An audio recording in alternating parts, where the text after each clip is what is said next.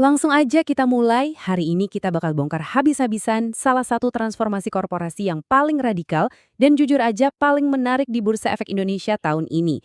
Kita lagi ngomongin PT Leian International Tbk atau yang biasa kalian kenal dengan kode saham LAPD.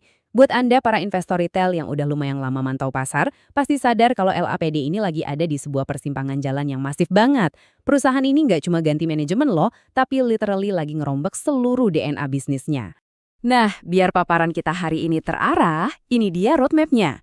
Kita bakal mulai dari paradox tender offer, terus bahas manuver mereka dari sektor utilitas ke pertambangan. Lanjut ke strategi akuisisi BSS, ngebahas fenomena antusiasme retail dan likuiditasnya, sampai ke pertanyaan pamungkas buat para investor. Mending jual atau tahan? Oke, kita masuk ke bagian pertama, paradox tender offer. Ini beneran kayak misteri pasar yang terjadi tepat di depan mata kita. Coba perhatiin angka ini, 51. Ini bukan angka tebak-tebakan ya. Ini adalah harga mandatory tender offer alias penawaran tender wajib yang udah dipatok sama pemegang saham pengendali baru LAPD, yaitu PT JSI Sinergimas buat beli saham dari investor minoritas kayak Anda. Tapi, coba lihat angka yang satu ini, Rp94. Nah, yang bikin paparan ini menarik adalah diskrepansi yang super masif di antara kedua angka tadi. Di satu sisi, ada tawaran resmi buat beli di harga Rp51. Tapi di pasar terbuka, rata-rata saham ini malah diperdagangkan jauh di atas itu. Harganya gerak liar banget di kisaran 70–95-an rupiah. Jadi, muncul pertanyaan besarnya adalah, kenapa?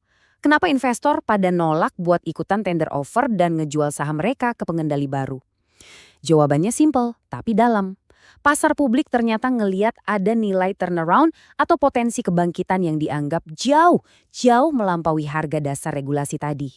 Biar kita satu frekuensi soal implikasinya buat Anda sebagai investor retail, kita refresh dikit soal aturannya. Berdasarkan regulasi OJK, kalau sebuah perusahaan ganti pengendali, dalam kasus ini JSI Sinergimas ngambil alih 51% kendali, mereka itu wajib ngelakuin yang namanya Mandatory Tender Offer atau MTO. Intinya sih buat ngelindungin investor minoritas, ngasih jalan keluar atau exit door gitu. Nah, JSI Sinergimas ini nawarin dana sampai Rp84,2 miliar buat nyerap sekitar 41,62% saham yang beredar. Sebenarnya ini proses standar, tapi ya itu tadi, respon pasarnya yang bikin kejadian ini jadi anomali banget. Coba kita bedah lini masanya biar kelihatan seberapa ngebut proses ini.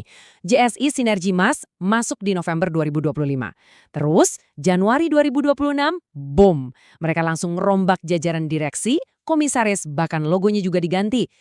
Masuk Februari 2026, mereka udah tanda tangan perjanjian buat mengakuisisi perusahaan tambang. Dan jendela buat eksekusi MTO ini bakal ditutup di akhir Maret 2026. Ini benar-benar manuver restrukturisasi super kilat buat sebuah perusahaan utilitas yang sebelumnya lagi tertekan. Lanjut ke bagian kedua, kita bakal ngebahas poros perubahannya. Dari utilitas pindah haluan ke pertambangan buat ninggalin masa-masa stagnasi. Gini, poin paling krusial di sini adalah perbedaan fundamental antara bisnis lama dan bisnis baru mereka. Selama puluhan tahun, LAPD itu main di sektor listrik swasta atau IPP. Bisnis utilitas warisan ini tuh pakai kontrak harga tetap yang kaku banget dan pastinya babak belur gara-gara inflasi operasional. Nah, bandingin sama aset yang baru aja mereka akuisisi, yaitu jasa pertambangan di Kalimantan. Sektor energi dan tambang ini nawarin struktur kontrak yang jauh lebih fleksibel dengan exposure ke komoditas yang marginnya tinggi banget. Ibaratnya nih, mereka lagi ganti mesin tua yang sering mogok pakai mesin jet keluaran terbaru. Sekarang kita masuk ke bagian ketiga, strategi akuisisi BSS. Kita bakal lihat gimana mereka mengintegrasikan katalis transformasi ini. Tolong perhatiin baik-balik dinamika kepemilikan pasca akuisisi ini. Ini bukan akuisisi sembarangan loh. Ini tuh yang sering disebut sebagai transaksi drop down. Kenapa? Karena BSS ini sebelumnya emang udah dimiliki sama pengendali LAPD sendiri, yaitu JSI Sinergimas. Jadi secara teknis, mereka lagi nyuntikin aset privat mereka yang cuan ini ke dalam kendaraan publik mereka, yaitu si LAPD. Pasca deal ini, LAPD langsung pegang kendali dominan 99% atas BSS. Artinya apa? Pendapatan tambang secara instan langsung terkonsolidasi masuk ke pembukuannya LAPD. Dan hebatnya, manajemen baru ini nggak cuma berhenti di situ aja. Mereka udah nyiapin rencana pertumbuhan jangka panjang buat gabungin anak usaha logistik peninggalan LAPD, yaitu RER, sama operasi tambangnya BSS. Dengan ngegabungin layanan distribusi yang udah ada buat menuhin kebutuhan logistik di area tambang, mereka sukses nyiptain efisiensi administratif dan operasional yang super cerdas di bawah satu payung holding. Masuk ke bagian keempat, antusiasme retail dan likuiditas. Kita bakal ngelihat seberapa besar kekuatan massa di saham ini. Nah, ini dia yang menarik. Alih-alih jualan saham lewat tender offer tadi, coba perhatiin gimana jumlah pemegang saham LAPD malah meroket drastis. Ada penambahan lebih dari 1.800 investor retail baru cuma dalam waktu 1 bulan, alias loncat sekitar 26%. Kerumunan investor retail ini pada berbondong-bondong masuk, yang otomatis ngasih likuiditas luar biasa masif ke pergerakan saham ini. Kalau kita kutip dari obrolan di komunitas investasi lokal, salah satu alasan utamanya adalah apa yang mereka sebut sebagai faktor JSI.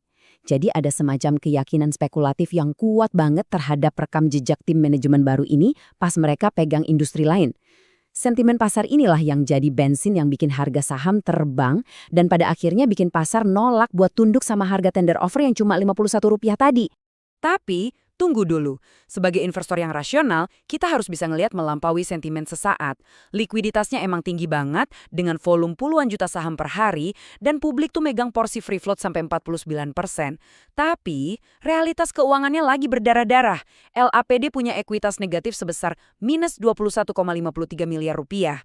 Mereka benar-benar lagi krisis modal. Buat bayar akuisisi BSS dan nambal defisiensi modal ini, aksi korporasi galang dana kayak rights issue tuh sangat-sangat mungkin dan hampir pasti bakal kejadian. Dan catat ya, ini bakal jadi sangat dilutif buat Anda yang nggak punya amunisi dana tambahan buat ikutan. Sampai juga kita di bagian kelima. Ini bagian yang paling krusial buat para retail. Jual atau tahan? Kita bakal bahas kerangka pengambilan keputusannya. Oke, mari kita bedah matriks keputusan ini senetral mungkin buat ngebantu Anda nentuin langkah.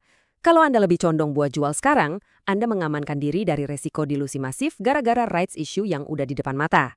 Anda juga bisa ngehindarin potensi drama regulasi sama OJK soal valuasi transaksi afiliasi ini, plus bebas dari bayang-bayang resiko jatuhnya harga komoditas. Tapi, kalau Anda mutusin buat tahan, Anda lagi bertaruh di sebuah katalis yang sangat kuat. Anda bertaruh kalau rights issue ini bakal sukses nyuntik modal segar dan ngebersihin neraca keuangannya. Anda juga bertaruh kalau konsolidasi pendapatan dari anak usaha barunya bakal sukses ngebalik kerugian bersih LAPD jadi laba. Dan kalau itu beneran kejadian, ini bisa memicu re-rating gila-gilaan yang bakal meroketkan harga sahamnya di masa depan. Pada akhirnya, semuanya balik lagi ke toleransi resiko Anda sendiri. Asal Anda tahu, LPD saat ini punya angka beta di 3,58. Artinya apa? Saham ini nyaris 4 kali lipat lebih volatil dan bergejolak dibanding rata-rata pasar. Jadi, saya mau nutup ulasan ini dengan satu pertanyaan pamungkas buat Anda pertimbangkan. Apakah Anda punya nyali buat nahan guncangan ekstrim demi peluang menikmati cuan dari transformasi radikal ini? Ingat ya, di dunia investasi, paham sama apa yang lagi kita beli itu, sama pentingnya sama tahu kapan waktu yang pas buat cabut.